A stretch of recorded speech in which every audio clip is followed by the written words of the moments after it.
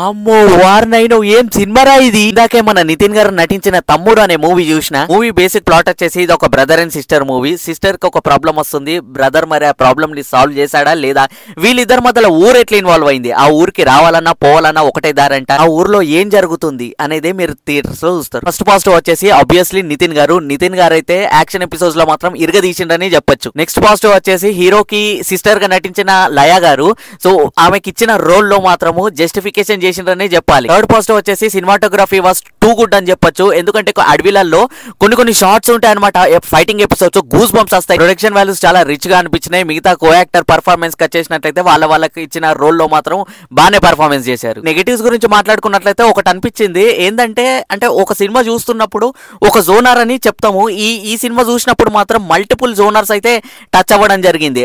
అంటే కొన్ని ఎపిసోడ్స్ లో అడ్వెంచరస్ లెక్క అనిపిస్తుంది, కొన్ని సిచ్యువేషన్స్ లో ఫ్యామిలీ డ్రామా అనిపిస్తుంది, కొన్ని సిచ్యువేషన్స్ లో ఇది థ్రిల్లర్ సినిమా అనిపిస్తుంది. అంటే ఒక జోనర్ అని కాకుండా అన్ని జోనర్లు ఇంక్లూడ్ అయ్యి ఈ సినిమా తీసినట్టు అనిపించింది. ఓవరాల్ గా ఈ సినిమా చూసి థియేటర్కి వెళ్ళి బయటకు వచ్చేటప్పటికైతే నాకు వచ్చిన ఫీలింగ్ వచ్చేసి ఓకే, ఒకసారి అయితే చూడొచ్చు, బాగానే అనిపిస్తుంది.